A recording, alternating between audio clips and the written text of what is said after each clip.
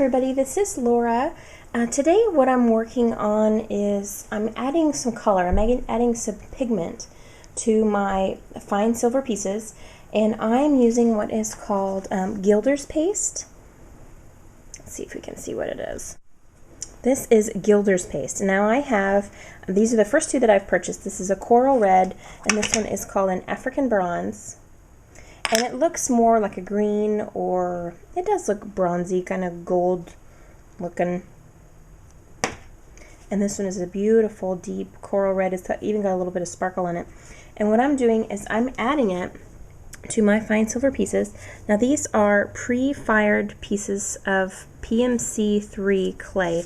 I've already got them made, molded, have the little designs on them, and pickled them. Some of them have even been sitting, like this pair that I'm going to do today is already done. It's been sitting in my cabinet. It has not sold. So I'm going to add a little bit of color to it. It's already got texture. It's already got a beautiful design. It is a raised design. And I'm going to add some color to it and see if I can actually get them to sell. So that's what we're going to do today. You can see this is a little initial that I just painted up a minute ago. And so what I'm going to do is I'm going to wait for that to dry, and then I'm going to buff it up. And this is a pair of earrings that was also sitting in my cabinet that have not sold. These are the little charms off of the earrings. I've added the African bronze to the outside, which was the green, and then I added the coral to the inside to make the rose red, and I think it's really going to make it stand out. This was the original look of the piece, but the rose didn't really stand out. So now we're going to see if we can get it to stand out. And that one, as soon as it dries, it's going to take about a day, maybe a day and a half for it to dry fully, and then I'm going to go ahead and polish it up and see if I can get it to shine. So right now what I'm going to do, we're going to go ahead and do these earrings. I'm going to show you how I do it. I use what's called mineral spirits. This is a little bottle of mineral spirits. You will find it in, I found this at Walmart. It was, I think it was like $5, and it was near the paint thinner. And it says it's odorless, but it does have a little bit of odor to it. It does smell like paint thinner. And you got to be careful with it because it is flammable. But what I'm going to do is use it to thin out the Gilder's paste, and I'll show you how to do that. Now what I use to put a little bit of this mineral spirits in, as you can see, that's a huge bottle. I don't need that much. I just need little drops of it. So I'm going to use, since I have tons of Gerber jars laying around the house, that's what I'm going to use, an empty baby food jar. And I just put a little bit in there. Okay, and I've got a little bitty brush. This is a brush that I bought, again, just at a little craft store. I think I got this out of the craft department at Walmart. It is a brush specifically for oil-based paints.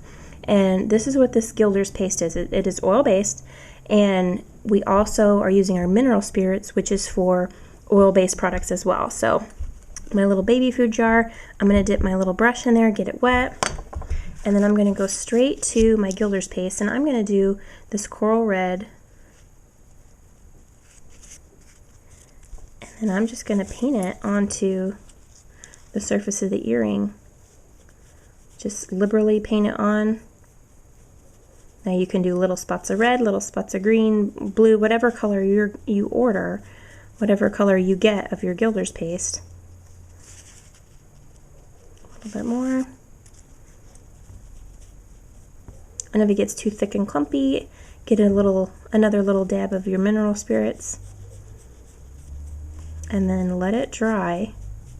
And again, it does take a while to dry. To the touch, it'll take just a few minutes to dry. But since it is oil-based, let it sit overnight, maybe a full day before you try to polish it. Okay, so I've gone ahead and done that one. Let's do this other one. I'm going to dip in my mineral spirits again and get it wet. You can see it's really runny when I use that thinner. So I need a little bit more paste. And you can see this paste is going to go a long way, which is a really good thing. Always a really good thing when your supplies can go a long way. And I'm just going to paint that on real liberal.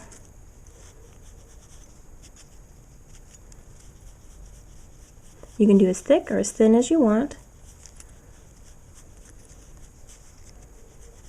I'm just kind of holding the edges with my fingers.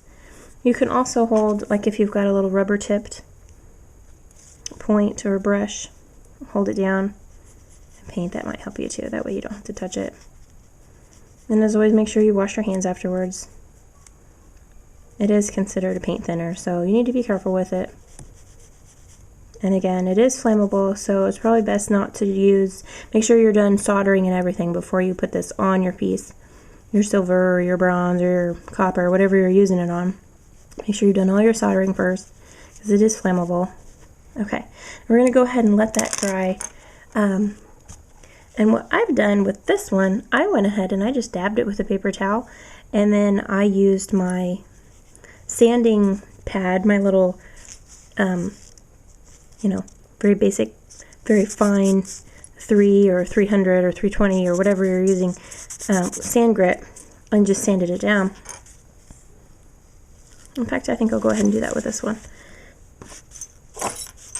I'm going to use a little dab of paper towel.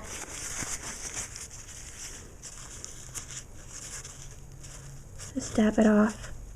Not completely off. I don't want to rub it off yet. I just want to make sure that it's dry. You see a little bit does come off on the paper towel, but not much. It already is pretty dry. And then I'm going to go ahead, let's go ahead and file over it, or sand over it with a real soft hand. I don't want to take too much off. But I want to leave a little bit of the red. That's beautiful. Those are going to be really pretty. And maybe later you can go back in and put some green on top. That'd be really pretty too. Now this stuff is great. Can't really make a mistake with this, which I love. It's really just up to your imagination, whatever you want to do. I feel like Bob Ross. Pretty little rocks, happy little streams. Whatever you want to make is going to look really good with this stuff. Okay, so we're going to wait, we're going to let that dry, and then we're going to polish it up. And it should buff up really nice for us. It already is looking good. You can even leave them like this and it'd be beautiful. So there you go. Go ahead and give Gilder's paste a try. Again, this is what the can looks like. And it's called Baroque Art Gilder's Paste. I'll leave a link to it below here so you can see where I buy it from. So anyway, I hope you're having a great day. Go ahead and give it a try and see what you can come up with.